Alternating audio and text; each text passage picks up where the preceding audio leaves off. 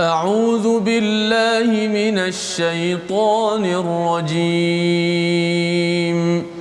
بسم الله الرحمن الرحيم. الحمد لله رب العالمين. الرحمن الرحيم. مالك يوم الدين. إياك نعبد وإياك نستعين. اهدنا الصراط المستقيم. صراط الذين أنعمت عليهم غير المغضوب عليهم ولا الضالين.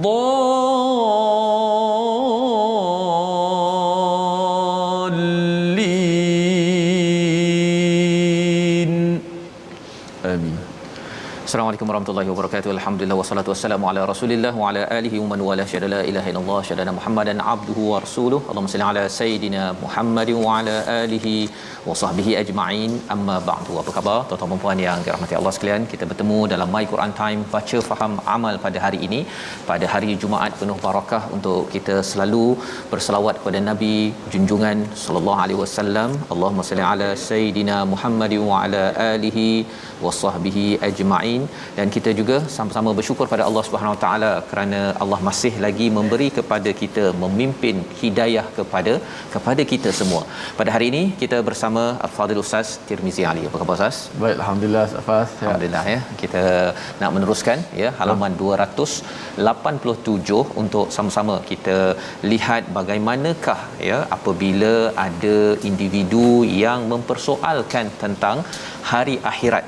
Ini adalah salah satu topik penting dalam surah Al-Isra, menceritakan tentang orang-orang musyrik dan juga ahli kitab. Ada kesamaan, iaitu mereka cuba nafikan, cuba pandang remeh dan cuba hapuskan elemen akhirat dalam kitab-kitab ajaran mereka. Kerana apa?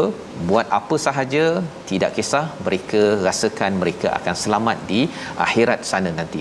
Jadi mari sama-sama kita mulakan majlis kita ini dengan melihat kepada sinopsis halaman 287. Bermula daripada ayat yang ke-50 hingga 52, pengingkaran ataupun keingkaran orang musyrik terhadap hari kebangkitan dan bantahan terhadap mereka. Bagaimana berhujah dengan mereka kalau terlampau degil dengan perkara ini. Dan kemudian pada ayat 53 hingga 55, berdebat dengan orang yang berbeza pendapat secara lembut dan dengan cara yang baik. Jangan kita sendiri naik angin. Kerana apa? Kerana itu akan memberi ruang kepada satu musuh yang sejak awal lagi sudah berazam, iaitu syaitan. Pada ayat 56 hingga 58, bantahan lain terhadap kesilapan ya berfikir orang-orang musyrik, bagaimana untuk berhujah agar ianya tidak menyelinap dalam fikiran dan juga kefahaman kita, insya-Allah. Jadi kita mulakan dengan doa ringkas kita. Subhanaka la ilma lana illa ma 'allamtana innaka antal alimul hakim. Rabbi zidni ilma. Ya Allah, Tuhanku, tambahkanlah ilmu untukku. Kita mulakan bacaan daripada ayat 50 hingga 54 bersama Ustaz Tirmizi. Baik, alhamdulillah. Terima kasih Fadil Ustaz Fazrul. Penonton sahabat-sahabat Al-Quran, alhamdulillah kita terus hari ini hidup kita dengan Al-Quran, masuk dah muka surat yang ke-287. Mudah-mudahan kita sentiasa na'ish ma'al Quran, hidup dengan Al-Quran, dengan erti kata kita membaca Al-Quran, kita tadabbur Al-Quran dan kita cuba sedaya upaya untuk beramal dengan isi kandungan Al-Quran. Mudah-mudahan kita tidak dikategorikan sebagai orang-orang yang disebut sebagai mahjura, meninggalkan Al-Quran, kerana Al-Quran ini sebuah nikmat, mukjizat yang ada di sisi kita pada hari ini. Ahsanal kutub, sebaik-baik kitab yang diturunkan oleh Allah Subhanahu wa taala. Alhamdulillah. Baik, sama-sama kita mulakan pengajian kita membaca daripada ayat 50 hingga 54. Jom sama-sama. A'udzu billahi minasy syaithanir rajim.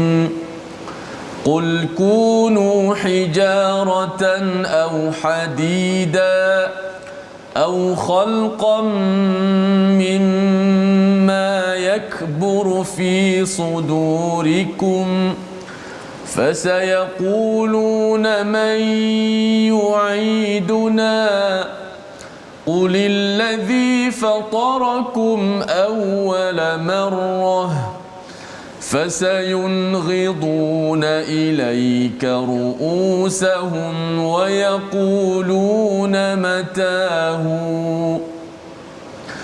قل عسى أن يكون قريبا يوم يدعوكم فتستجيبون بحمده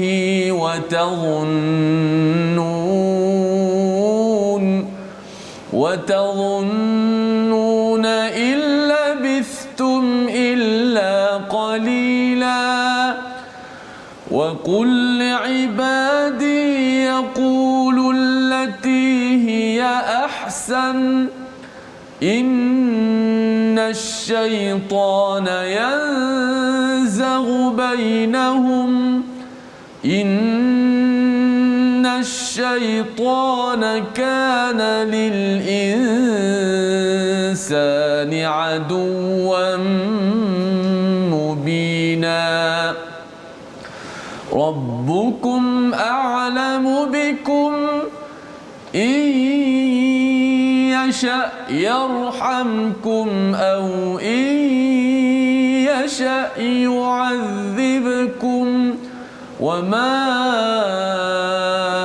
أرسلناك عليهم وكيلا صدق الله العظيم.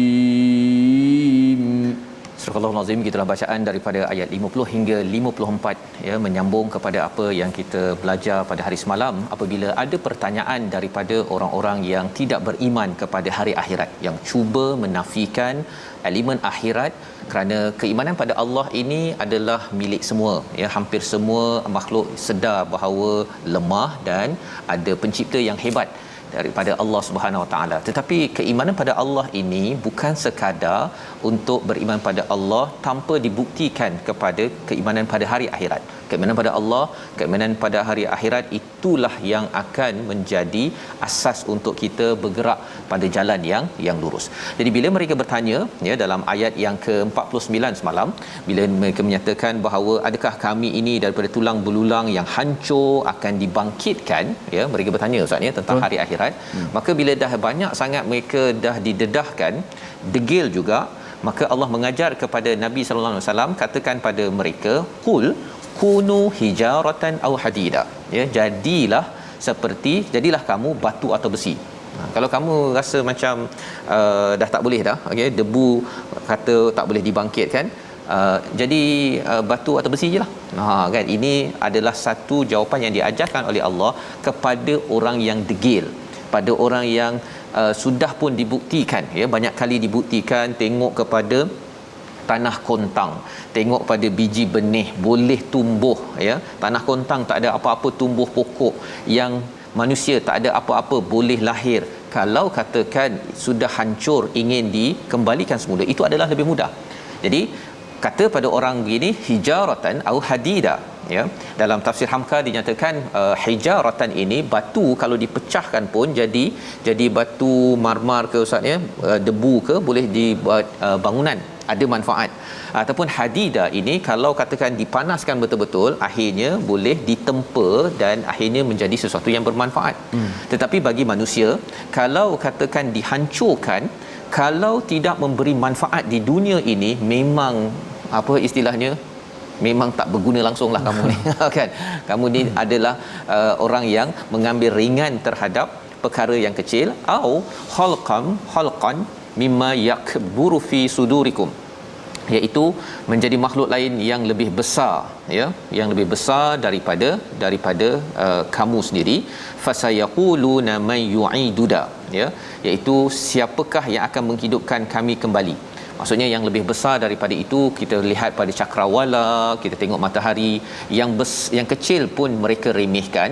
Bagi orang yang ada masalah keimanan pada hari akhirat, ciptaan yang lebih besar pun dia remehkan. Jadi tidak teruja, tidak rasa kagum, rasa bahawa diri ini kecil, perlu mengikut kepada Allah yang Maha menciptakan. Maka cakap mereka masih lagi bertanya, okey, kalau begitu fine, kan, man yu'iduna, ya, siapa yang dia akan kembalikan, siapakah yang akan menghidupkan kami kembali?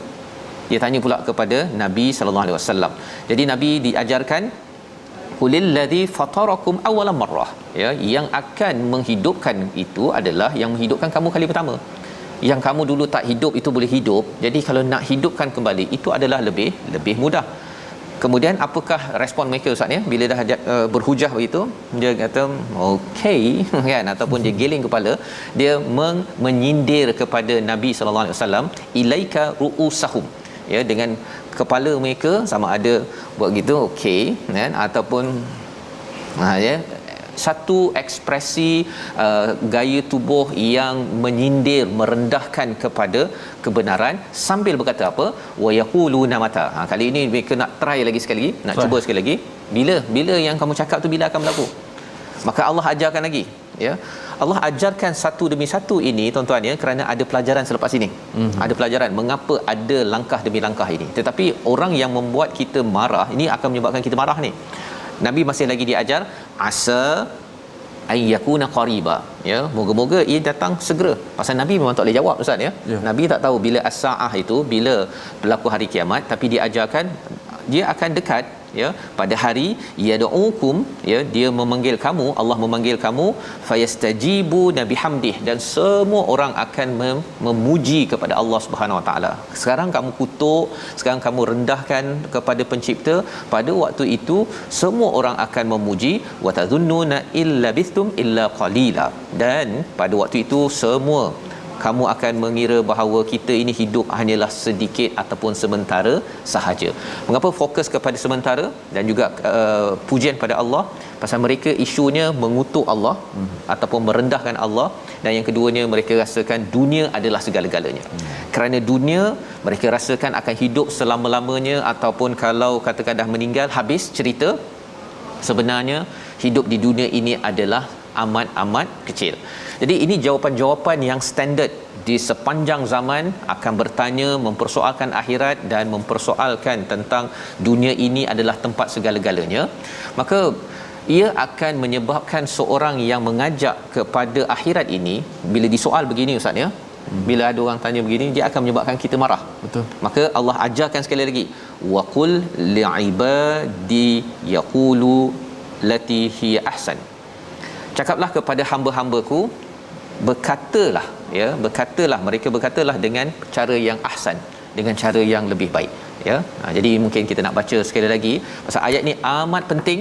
Ayat ini bukan sekadar kita berjumpa dengan orang yang tak percaya akhirat Ustaz, ya. Kadang-kadang ada orang buat kita marah. Bila orang buat kita marah, macam mana kita nak respon kepada orang yang buat kita marah? Pasal kita kata sabar saya ni ada limit tau.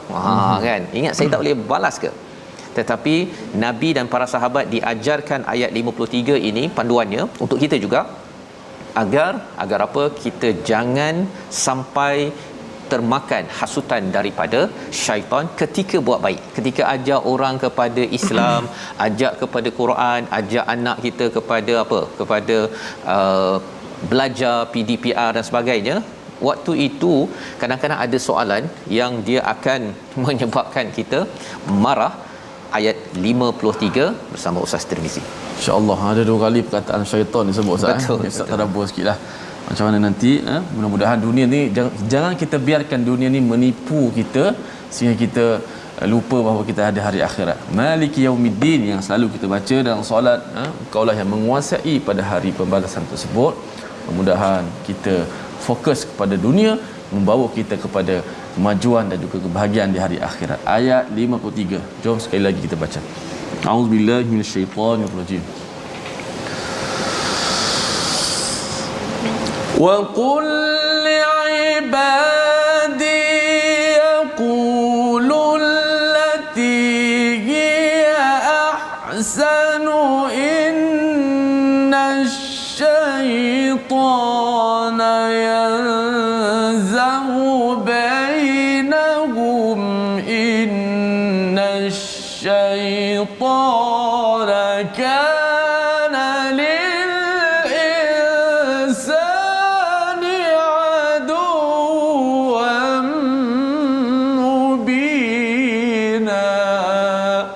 Sadaqallah.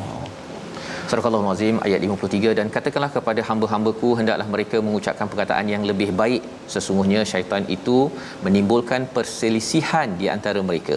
Sesungguhnya syaitan adalah musuh yang nyata bagi manusia. Ini adalah nasihat yang amat besar, ya. Allah mengajarkan pada Nabi Muhammad, kepada para sahabat, kepada kita, li'ibadi, hamba-hamba yang aku sayangi, yaqulu allati hiya ahsan, berkatalah, ya, dengan perkataan yang ahsan, ustaz, ya, bukannya al-ahsan. Lain Ustaz. Berbeza.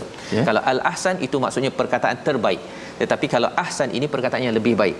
Lebih baik daripada apa? Daripada apa yang menyebabkan kita marah.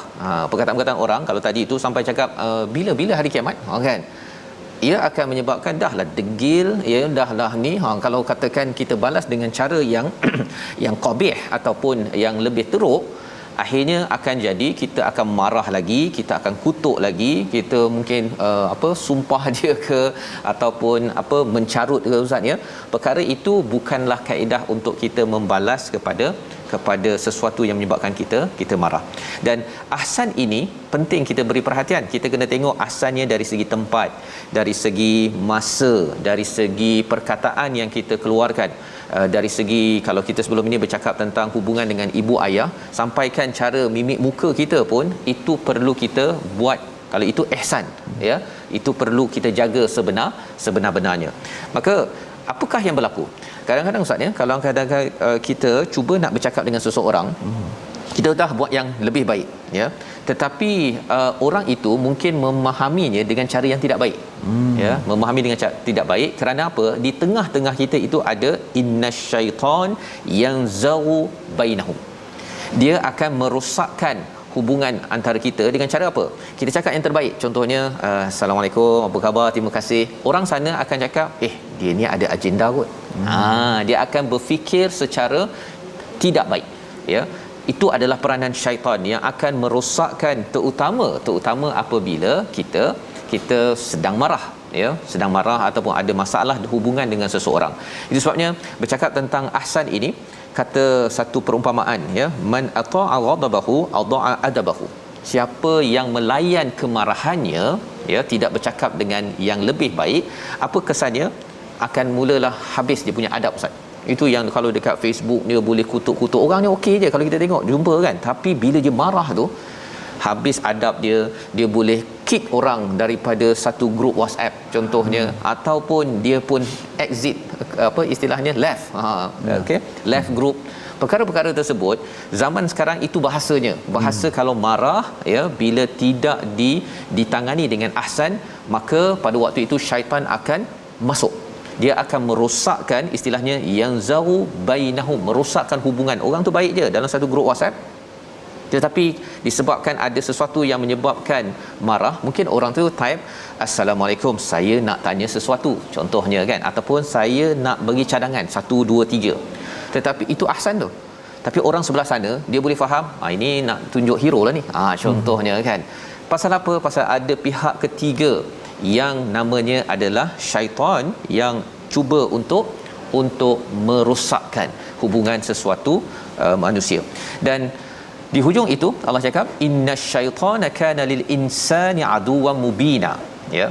Apa kesan daripada godaan kerosakan oleh syaitan ketika kita tak balas dengan cara yang baik ini? Kata Allah, innasyaitan kana lil insani aduwwan mubina, sesungguhnya syaitan itu adalah musuh yang nyata. Akhirnya, ustaz, bila dia dah tu, kawan baik dalam satu organisasi, dalam satu keluarga boleh bermusuh, boleh bermusuh, ya. Saya perhatikan ada beberapa kes yang dia baik, tapi pasal dalam WhatsApp punya kes boleh bermusuh. Lepas tu boleh bermusuh. Syaitan main peranan, terutama bab-bab yang mendekatkan kepada kebenaran. Syaitan memang akan pastikan kita pandang orang tu, bila bagi cadangan, ini nak kutuk akulah ni, kan. Bila rasanya buat sesuatu nampak gambar dekat Facebook, ini dia nak tunjuklah ni. Semua perkara yang negatif yang kita fikirkan itu sebenarnya ditiup ataupun digoda oleh syaitan. Jadi pada ayat 54, rabbukum a'lamu bikum, Tuhanmu lebih mengetahui tentang kamu. Jika dia kendaki, nescaya dia akan memberi rahmat kepadamu, dan jika dia kendaki, pasti dia akan mengazabmu, dan kami tidaklah mengutuskan Muhammad untuk menjadi penjaga bagi mereka. Ya, jadi Allah mengetahui a'lamu bikum, yang itu Allah mengetahui apa sebenarnya yang kita ingin capai. Kadang-kadang kita sudah buat yang terbaik, tetapi orang sebelah sana pula yang dia rasakan kita buat sesuatu yang ada agenda. Jadi yang itu Allah menyatakan Allah lah, ya, yang memberi rahmat ataupun yang memberi azab. Allah tahu, dan Allah akan bantu kalau kita memang betul-betul buat kerana Allah. Apakah tandanya? Kita buat ahsan, cara yang lebih baik. Kalau yang terbaik ustaz, ya, sebenarnya cara yang lebih baik kalau waktu marah ini sebenarnya kita diam, ya, ataupun kalau sunnah Nabi itu ialah kita ambil air sembahyang ataupun kita tukar kita punya posisi. Jangan terus, ya, jangan terus bercakap, jangan terus ambil tindakan, ataupun kalau tengah pegang telefon itu, letak telefon kejap. Ya, tapi cabarannya apa? Waktu itulah taibnya lebih kuat lagi. Dan itulah nafsu tu yang kita kena jaga-jaga. Membawa pada perkataan pilihan kita pada hari ini, kita saksikan fatara, yang maksudnya mencipta ataupun membelah, 20 kali disebut di dalam Al-Quran, dan Allah nyatakan pada ayat 51 tadi sebagai pendidikan kepada cara menjawab pada mereka yang mempersoalkan siapa yang akan mengembalikan kami hidup nanti di akhirat. Allah yang telah menciptakan, fatarakum awwala marrah, ya. Fatara maksudnya mencipta.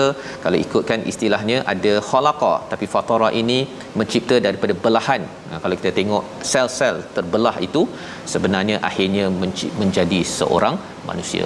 Kita akan menyambung lagi bagaimana ayat 55 seterusnya. Pendidikan penting untuk kita menguruskan emosi dalam kehidupan kita menuju kejayaan. My Quran Time, baca faham amal, insya-Allah. Insya-Allah.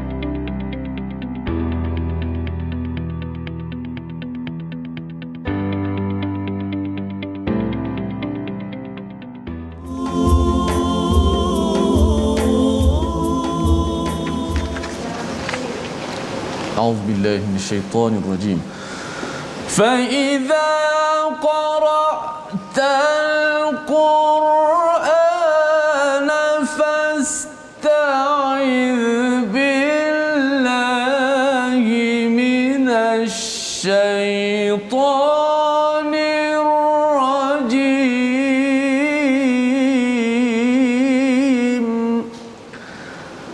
Sadaqallahul Azim. Oleh itu, apabila engkau hendak memula membaca Al-Quran, maka hendaklah engkau terlebih dahulu yakni memohon perlindungan kepada Allah daripada hasutan syaitan yang direjam. Muslimin muslimat sekalian, begitulah kita diperintahkan untuk membaca isti'azah, auzubillah, memohon perlindungan kepada Allah daripada syaitan ketika nak membaca Al-Quran. Apatah lagi, ya Ustaz Fazal, dalam urusan-urusan yang lain, lagilah dalam urusan membaca Al-Quran pun kita diperintahkan baca auzubillah supaya tidak diganggu oleh syaitan, apatah lagi dalam kehidupan seharian kita. Bila Ustaz cakap begitu Ustaz, ya, kita selalu baca auzubillah sebelum daripada auzubillahi minasyaitonirrajim, sebelum baca Quran, agar kita melatih diri kita sedar bahawa syaitan ini memang akan menyerang kita pada bila-bila masa, hatta pada buat perkara yang terbaik. Ya, jadi kalau ketika ada orang buat kita marah, kalau kita dah baca Quran auzubillahi minasyaitonirrajim, bila ada orang buat kita marah, kita tahu syaitan akan ganggu saya, orang ini akan interpret tafsir dengan cara berbeza. Jadi harapnya dengan kita banyak baca Quran, kita bawa semangat bahawa saya akan buat yang lebih baik. Perkataan terbaik adalah ahsanul hadis, Quran. dalam saya bercakap mesti buat yang lebih baik, kalau tidak senyap dulu misalnya. Masya-Allah. Baik, gitulah. Mudah-mudahan kita sentiasa terpelihara insya-Allah. Baik, kita nak ambil sikit tajwid pada hari ini sahabat-sahabat sekalian. Hari ini nak belajar apa? Maklin. Maklin. Maklin ni dia terjadi apabila huruf lin bertemu dengan huruf mati. Huruf lin ada dua saja Huruf lin ada dua saja, iaitu huruf waw dan ya. Berbeza dengan huruf mat, ada alif, waw, ya. Huruf lin ni ada dua saja, huruf waw dan ya, dengan syarat sebelum tu mesti berbaris di atas. Kalau baris depan tak jadi. Waw mati sebelum baris depan. Muslimun itu jadi mat asli balik kan. Muslimuna. Adapun kalau dia waw dan ya sebelum ni berbaris di atas, atau dia jadi maklin. Bertemu dengan huruf mati yang mendatang ketika wakaf. Dia nak wakaf. Hukumnya harus dibaca 2, 4 ataupun 6 harakat. Okey, kita lihat contoh senang. Tadi ada contoh dalam ayat 51 yang kita baca tadi. Fasayunghiduna ilaik. Boleh baca 4 harakat. Nak baca 2 Ustaz? Ilaik. Nak baca 6. Fasayunghiduna ilaik. Ilaik ada ya, ya ada huruf lin. Okey, dan sebelum ni berbaris di atas. Dia tak bunyi seperti ma asli a i u, dia ai au. Cara bunyi dia tu kan ilaik, huruf ya tu. Kalau wakaf lah 2 4 6. Tapi kalau kita baca sambung macam kita baca di awal tadi, fasayunghiduna ilaika ruusahum, maka tak boleh dibaca dengan mat lah, tak boleh panjang-panjang lah. Kemudian contoh kedua, wa amanahum min khauf, ayat terakhir surah Quraisy, ayat lazim yang selalu kita baca. Khauf, waw mati sebelum dia berbaris di atas, maka boleh kita baca dengan 2, 4 ataupun 6. Baik, itu saja maklin. Wallahu a'lam. Baik, terima kasih ucapkan pada Ustaz Tirmizi berfungsi matlin, maksudnya mat lembut. Ya, dilembutkan bacaan dan alhamdulillah ya, betul, dibaca dengan mudah lah maksudnya. Mudah ya. Dan fabima rahmatin minallahi lintalahum dalam surah Ali Imran maksudnya dengan rahmat Allah barulah nabi itu dapat berlemah lembut. Ini untuk nabi. Apatah lagi kalau kita nak jadi orang yang dapat berlemah lembut, bukan berlembik maksudnya. Berlemah lembut ya, bukan lemah ya, dan bukan lembik, adalah apabila kita dapat rahmat. Dan Allah nyatakan pada ayat 54 sebentar tadi, Allah mengetahui kita dan Allah akan memberi rahmat jika kita ikut cakap Allah, membalas sesuatu perkara yang menyebabkan kita marah, ahsan, dengan cara yang lebih baik. Kita kena fikir ya, kalau saya hantar mesej ini akan menjadi lebih baik atau lebih buruk, nak cakap ini lebih baik lebih buruk ya, perkara-perkara itu untuk kita ambil panduan. Dan Allah menyatakan di hujung ayat 54, wama arsalnaka alaihim wakila, tidak Allah utuskan nabi untuk menjadi wakil ataupun penjaga kepada urusan-urusan pelbagai manusia ya. Nabi menyampaikan saja. Sama juga dengan kita. Kita tidak bertanggungjawab kepada orang yang marah tak marah, buat baik ke tak baik. Kita perlu menyampaikan dan jangan kita reaktif sehingga kan kita, orang buat kita marah, kita pun balas sekali. Yang itu kita bertanggungjawab sendiri atas apa respon yang kita lakukan. Dan kesan daripada perkara ini juga disambung pada ayat 55 hingga ayat 58 ya, bagaimana permusuhan berlaku dalam sejarah. Kita baca ayat 55 hingga ayat 58. Baik, kita teruskan lagi tadabbur kita memahami ayat yang ke-55 hingga 58. Bagaimana perjalanan sesungguhnya permusuhan-permusuhan yang berlaku, supaya kita dapat sama-sama belajar dan kita dapat elakkan perkara berlaku kepada diri kita, insya-Allah. Baik. A'udzu billahi minasy syaithanir rajim. وَرَبُّكَ أَعْلَمُ بِمَنْ فِي السَّمَاوَاتِ وَالْأَرْضِ وَلَقَدْ فَضَّلْنَا بَعْضَ النَّبِيِّينَ عَلَى بَعْضٍ وَآتَيْنَا دَاوُودَ زَبُورًا قل ادعوا الذين زعمتم من دونه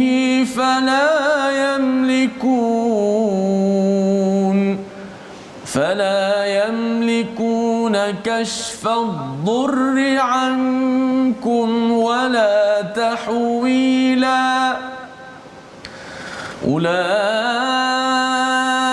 الذين يدعون يبتغون إلى ربهم الوسيلة أولئك الذين يدعون يبتغون إلى ربهم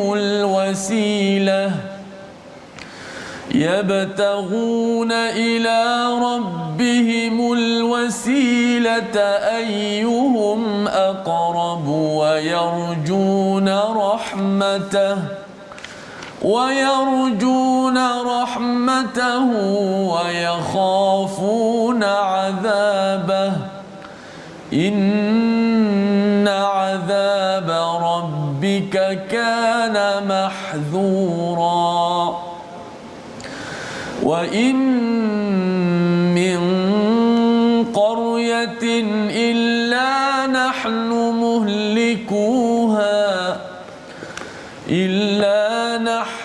مهلكوها قبل يوم القيامة أو معذبوها عذابا شديدا كان ذلك في الكتاب مسطورا صدق الله العظيم. Surah Al-Azim ayat 55 hingga 58 dibacakan sebentar tadi. Alhamdulillah Ustaz, terima kasih ya. Ayat 54 Allah menyatakan Rabbukum a'lamu bikum. Allah mengetahui apa yang ada pada diri kita. Ya, pada diri kita sama ada akan mendapat rahmat ataupun mendapat azab apabila kita ini sentiasa berpegang kepada panduan untuk bertindak ahsan, lebih baik dalam segenap perkara yang kita lakukan. Maka pada ayat 55 Allah menyatakan Allah tahu juga, kalau tadi dalam diri kita, sekarang Allah tahu biman fis samawati wal ard, siapa yang ada di langit dan di bumi. Dan Allah memberikan kurniaan, Allah lebihkan faddalna ba'dan nabiyyin ala ba'd, ya, Allah lebihkan setengah ataupun sebahagian nabi ke atas nabi yang lain. Perkara ini Allah nyatakan secara umum Ustaz ya. Allah tak cakap Nabi Muhammad lebih baik daripada Nabi Musa. Nabi Musa lebih baik daripada Nabi Isa. Nabi Isa lebih baik daripada Nabi Musa. Allah tak cakap begitu. Allah cakap secara umum sahaja.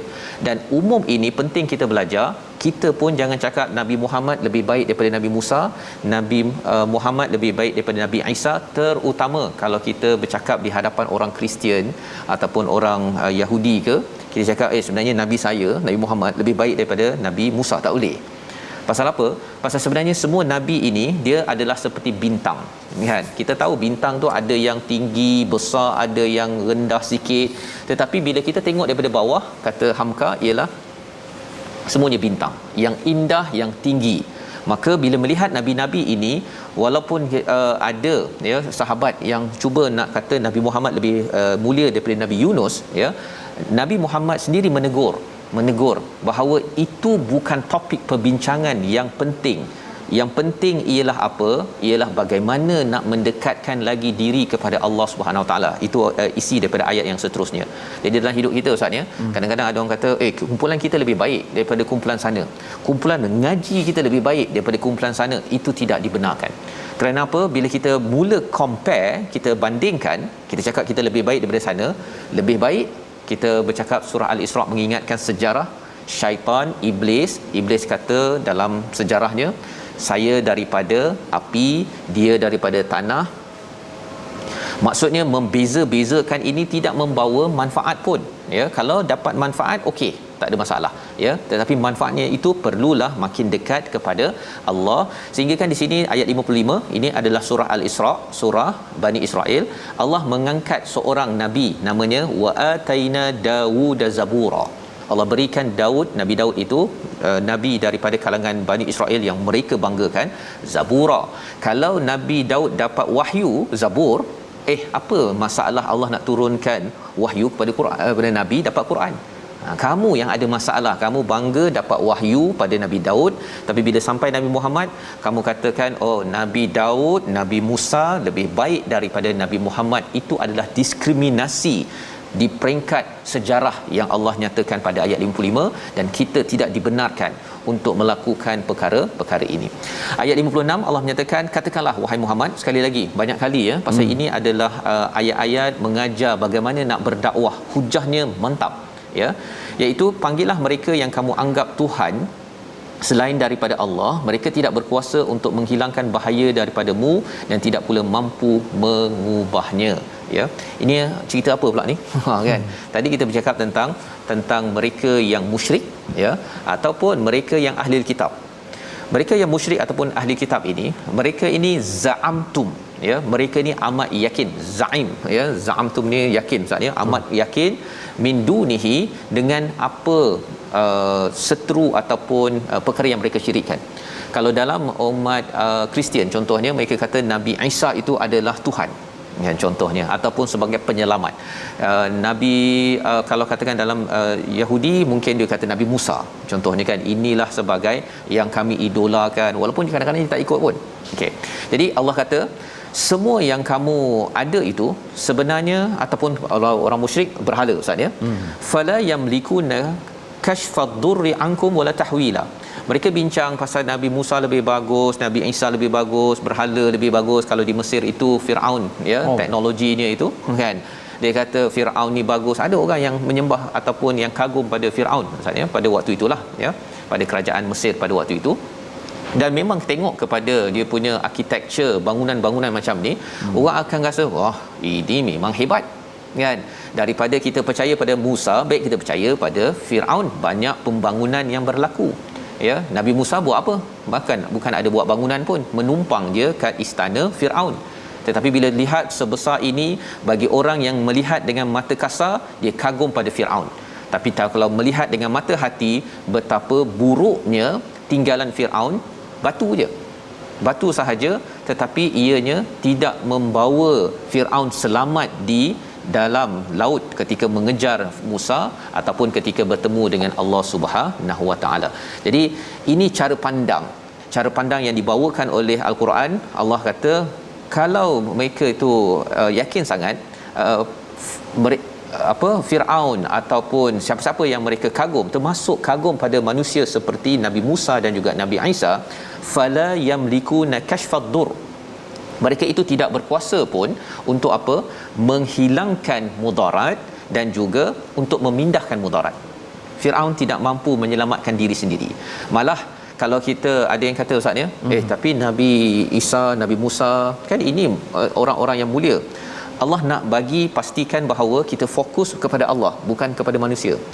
Nabi-nabi ini sebagai pembawa risalah ya, pembawa risalah. Tetap juga kata Allah pada ayat 57, ulaikal ladzina yad'una yabtaguna ila rabbihimul wasilah. Kita baca sekali lagi ayat 57 ini, kerana inilah cabaran bila banyak follower Ustaz. Kalau banyak follower, influencer yang ada di internet ke sebagainya, berjaga-jaga, dan follower lah yang perlu berjaga-jaga juga. Pasal apa? Pasal kadang-kadang kita ikut seseorang, kita rasa dialah idola, kita angkat dia, kita lindungi dia kalau ada orang kutuk. Rupa-rupanya orang itu dia kata saya pun mencari redha Tuhan, saya tak perlu awak ikut-ikut saya. Pernah kita bincang sebelum ini dalam surah An-Nahl, tapi sekali lagi ayat 57 mengingatkan kita. Jom kita baca. Baik, jom sama-sama kita baca ayat 57, kita mendengar dan lepas ni kupasannya. Mudah-mudahan dapat kita memperbetulkan apa yang salah dan memperkemaskan dalam kitaran kehidupan kita ini, kita menjadi orang yang diikuti, cara kita ikut orang itu supaya kita tidak mengagung-agungkan mereka sehinggalah kesilapan berlaku. Baik, ayat 57. Auzubillahi minasyaitanirrajim. Ulaika allazina yad'una yabtaghuna ila rabbihimul wasilata ayyuhum